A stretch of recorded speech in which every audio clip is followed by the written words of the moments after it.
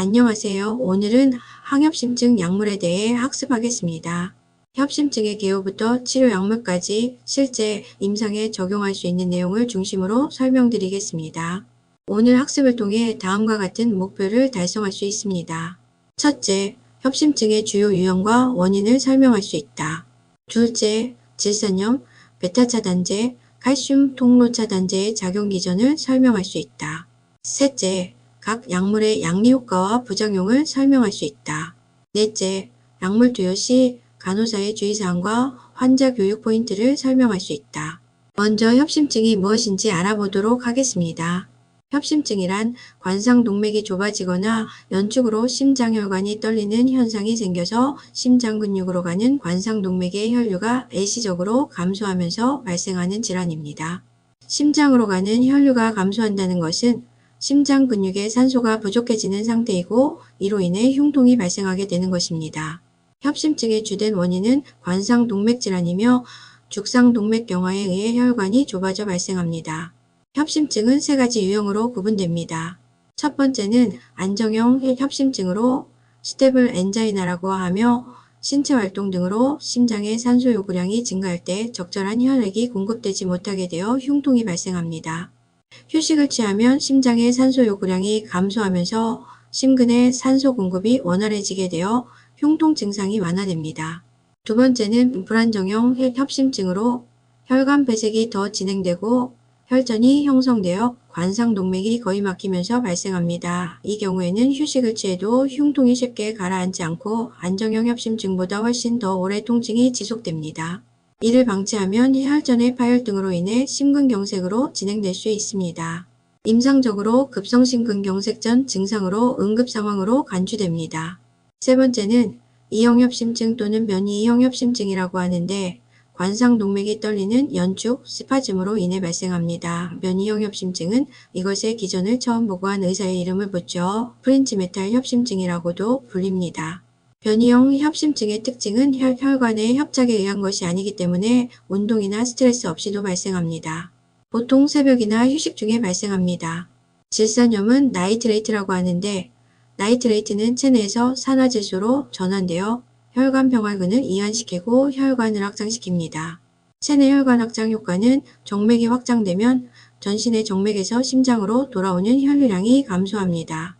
이것을 심장에 오는 부하가 감소한다고 하여 전부하가 감소된다고 합니다. 동맥이 확장되면 혈압이 감소하면서 후부하가 줄어듭니다.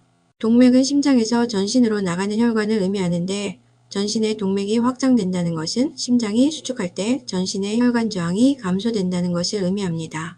다시 말해 심장에서 혈액을 박출할 때 교항이 감소하여 심장의 후부하가 감소한다고 합니다. 질산염을 사용하면 전신혈관의 평활근이 이완되어 혈관이 확장되고 결과적으로 심장의 산소 요구량이 감소하면서 협심증의 증상, 즉 흉통이 완화됩니다. 질산염, 나이트레이트의 주요 약물과 효과를 살펴보겠습니다. 우선 니트로글리세린 설화종이 있습니다. 이 약물은 혈 밑으로 투여하며 약물 발현 시간은 1 내지 3분 정도이고 약 30분간 효과가 지속됩니다. 니트로글리세린 패치는 피부에 붙여 사용하며 경피를 통해 서서히 약물이 흡수됩니다. 패치를 붙이고 30분이 지나면 약효가 나타나고 24시간 효과가 지속됩니다.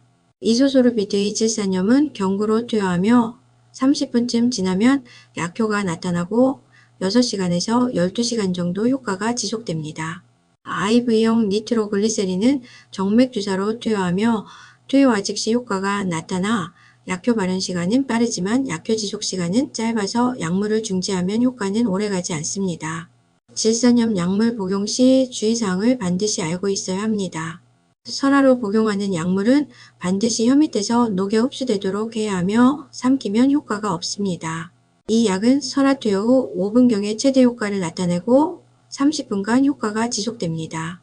빛과 습기에 민감하므로 보관 시 주의가 필요합니다. 설화 투여가 급성협심증을 가장 빠르게 안정시킬 수 있는 방법이므로 협심증 환자는 설화 투여용 니트로글리세린을 항시 소지하도록 교육해야 합니다. 질산염 약물의 부작용을 알아보겠습니다. 질산염의 부작용은 혈관 확장 작용과 관련이 있습니다. 피부 혈관 확장 시 피부 홍조가 나타나고 혈관 확장으로 인한 현기증이나 두통, 쇠약함이 있고 심한 혈관 확장 시에는 일시적으로 심박출량이 감소하여 저혈압으로 인한 실신이 발생할 수 있습니다. 그러므로 질산염 투여 환자의 간호중재 방법을 잘 알고 있어야 합니다. 협심증 환자의 협심증 발작은 예측할 수 없으므로 처방약을 항시 소지하도록 교육해야 합니다. 혈관 확장에 의한 혈압 저하로 인한 실신이 발생할 수 있어서 니트로글리세린, 설화정 투여 전에는 반드시 앉아서 복용하도록 해야 합니다. 쓰러질 것 같으면 즉시 눕도록 교육해야 합니다. 약을 복용한 후에는 운동이나 과식 등의 행위를 피하고 휴식을 취하도록 합니다. 설화용 질산염 투여 시에는 혀 밑으로 약물이 흡수되도록 삼키지 말도록 교육하고 약을 복용하고 나서 바른 시간 이내에 효과가 나타나지 않으면 5분 간격으로 체계세정까지 추가로 투여가 가능합니다. 세정을 투여했음에도 통증이 가라앉지 않으면 즉시 병원을 방문하도록 교육해야 합니다. 질산염은 약물이 휘발성이며 공기나 햇빛에 노출 시 약효가 소실되므로 갈색병에 밀폐하여 보관해야 합니다. 6개월 이상 지난 약물은 약효가 상실되므로 사용하지 않도록 교육합니다.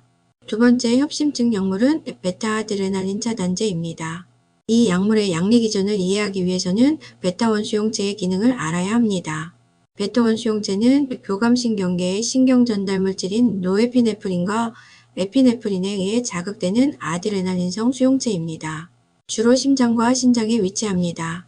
심장에서의 주요 기능은 교감신경이 활성화되어 작동하며 심박동수와 심장전도로에서 전기자극 전달 속도가 증가하고 심근수축력을 증가시키는 기능을 합니다.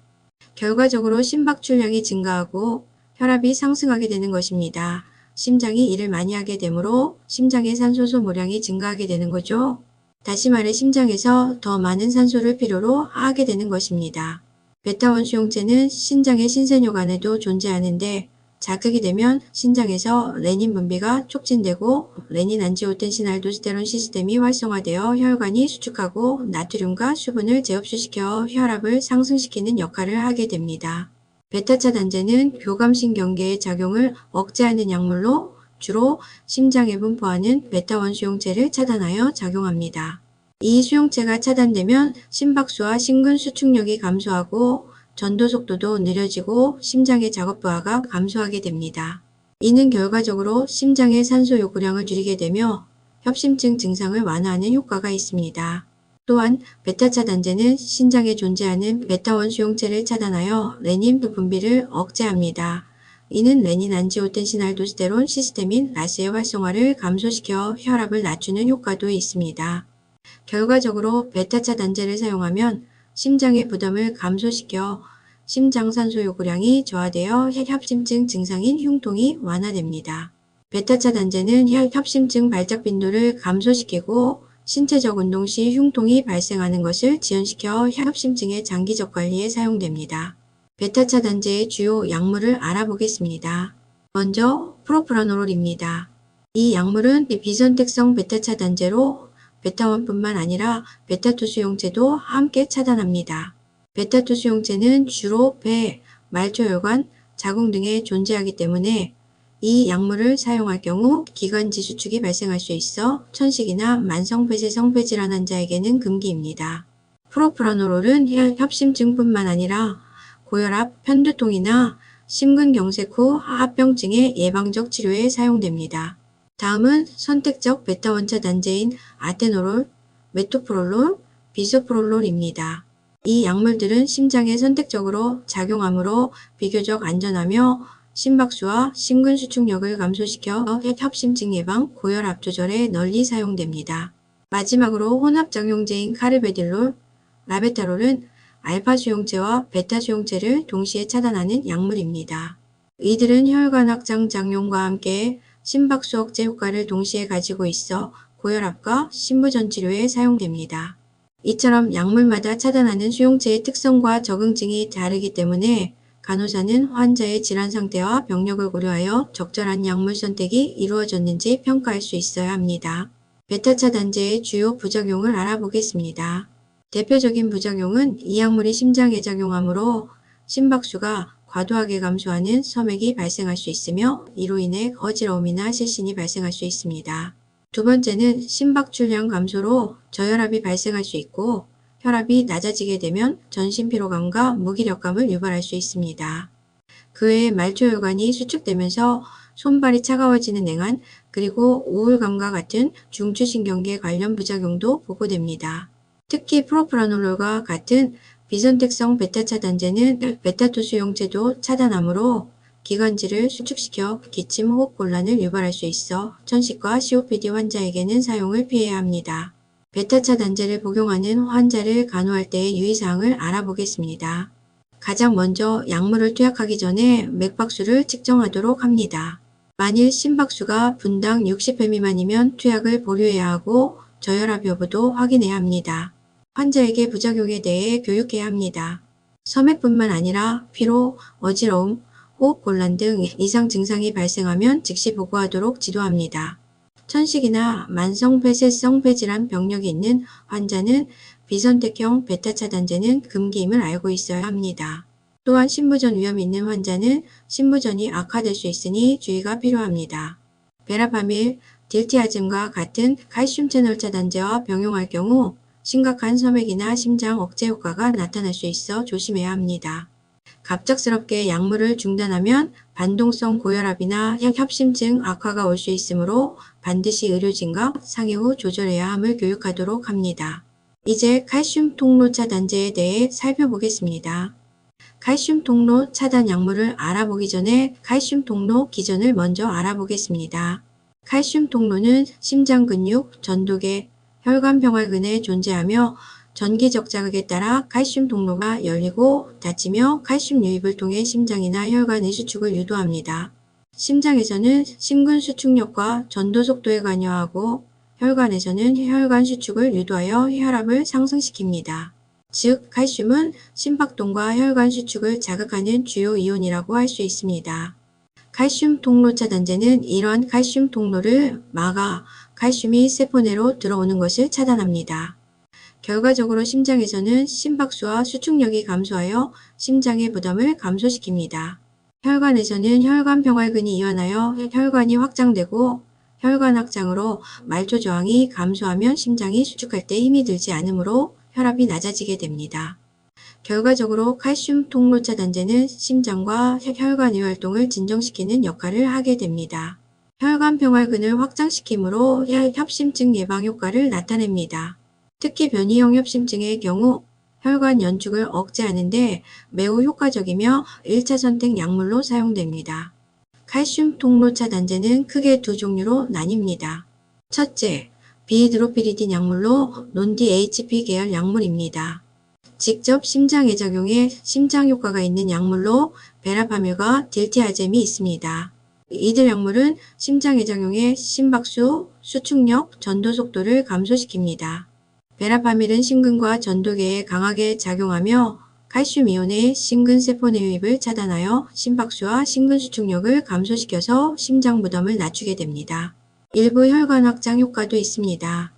흔히 PSVT라고 불리는 심실의 위쪽에서 발생하는 심실상 성빈맥에 사용하고 심근 수축력이 감소하면 심근산 소소모량이 감소하게 되고 혈관 확장 효과도 있어 협심증 치료에 사용합니다.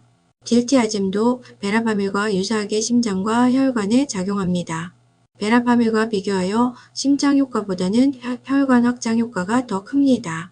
베라파밀은 심실상 성빈맥에서 주사제로도 흔히 사용되는데 주사제로 투여 시에는 반드시 환자용 모니터로 심박수를 관찰하면서 희석하여 사용하고 의사에 의해 투여해야 하는 약물입니다. 둘째, 디히드로피리딘, DHP 계열 약물로 혈관 병활근에 주로 작용하며 직접 심장 효과가 없는 약물입니다. 니페디핀, 니카르디핀, 암로디핀, 펠로디핀 등이 있습니다. 이 약물들은 혈관 병활근에 작용해 강력한 혈압 강화 효과를 보입니다. 이 약물들은 심장에 미치는 영향은 적고 말초 동맥 확장을 통해 혈압을 낮춥니다. 칼슘 통로 차단제의 부작용으로는 두통, 안면홍조, 어지럼증, 저혈압이 흔하며 베라파밀은 변비를 유발할 수 있습니다. 니페디핀과 같은 디히드로피리딘 계열은 혈압이 너무 낮아질 경우 반사성 빈맥을 유발할 수 있습니다. 비디히드로피리딘 계열은 과량 투여 시 섬액 방실 차단, 심부전 악화를 유발할 수 있으므로 주의해야 합니다. 또한 베타차단제와 병용 시 심한 심장 억제가 나타날 수 있으므로 금기라는 것을 기억해야 합니다. 협심증 치료는 협심증 유형에 따라 약물 선택이 달라지게 됩니다. 또한 모든 협심증 환자는 협심증 발작이 일어나는 경우 즉각적인 치료를 위해 설화용 질산염, 니트로글리세린을 소지하도록 교육해야 합니다. 안정형 협심증의 치료 목표는 심장의 산소 요구량을 감소시키고 흉통을 예방하고 완화시키는 것입니다. 안정형 협심증의 경우 질산염, 베타차단제, 칼슘 통로차단제를 사용할 수 있습니다. 니트로글리세린과 같은 질산염은 급성 흉통을 완화하는 데 사용하며 베타차단제는 심박수와 수축력을 낮춰 산소 소모를 줄여줄 수 있습니다. 칼슘 통로 차단제는 혈관을 확장시키고 심박 동수를 조절하는 데 사용할 수 있습니다. 만일 협심증 환자가 고혈압이 동반된 경우에는 베타차단제나 칼슘 차단제를 사용할 수 있으며 베타차단제 금기 환자의 경우에는 칼슘 차단제를 대체로 사용합니다. 변이형 협심증의 치료 목표는 관상동맥의 연축을 방지하고 완화하여 관상동맥의 혈류량을 증가시키는 것입니다. 변이형 협심증에서는 혈관 연축 예방에 효과가 좋은 칼슘 통로 차단제가 1차 선택약입니다. 질산염도 관상동맥의 연축을 예방하고 급성 흉통을 예방하기 위해 투여될 수 있습니다. 프로프라놀과 같은 비선택형 베타 차단제는 관상동맥 연축을 악화시킬 수 있어서 변이형 협심증에는 금기입니다. 불안정형 협심증의 치료 목표는 혈정 형성을 예방하고 심근경색으로 진행하는 것을 차단하는 것입니다. 우선 치료 약물은 항협심증 약물로 질산염과 베타차단제를 사용합니다. 그 외에 혈전을 예방하고 심근경색을 방지하기 위한 약물로 항혈소판제와 항응고제를 사용할 수 있습니다. 항혈소판제제로 아스피린, 클로피도그렐 등이 사용되고 헤파린과 같은 항응고제가 투여될 수 있습니다. 불안정형 협심증은 응급생활으로 간주되며 필요시 관상동맥을 넓히고 스텐트를 삽입하는 관상동맥 중재줄인 PCI나 막힌 심장혈관을 우회하여 혈류를 공급할 수 있도록 관상동맥 우회줄인 캐비지도 고려될 수 있습니다. 협심증 환자의 관리와 모니터링에 대해 알아보겠습니다. 협심증 약물 치료는 단순히 약물 복용만이 아니라 환자 교육과 생활습관 교정이 매우 중요합니다. 환자에게는 다음과 같은 내용을 교육합니다. 니트로글리세린 설화정 복용법, 약물 보관 방법, 작용시간과 투여 횟수 등을 교육합니다. 베타차단제 등 심박수를 저하시킬 수 있는 약물을 투여하는 경우 맥박 측정 방법과 혈압 측정법을 교육하고 주기적으로 측정을 하도록 교육해야 합니다. 질산염을 투여하는 경우 혈관 확장에 의해서 어지럼증, 두통, 홍조가 나타날 수 있고 저혈압이 있는 경우 실신이나 메스꺼움 등의 증상이 나타날 수 있음을 교육하고 대처 방법을 알려줘야 합니다. 이상 증상을 확인하고 중요한 변화는 의료진에게 말하도록 교육해야 합니다. 그 외에도 생활요법으로 운동 과체중 조절의 중요성, 저지방 또는 저콜레스테롤 식이요법 금연하도록 하고 스트레스 관리의 중요성에 대해 교육하고 이를 통해 환자가 자기관리 능력을 향상시키고 협심증 발작을 예방할 수 있도록 돕는 것이 간호사의 중요한 역할이라는 것을 기억하기 바랍니다. 감사합니다. 여러분, 다음 시간에 만나요.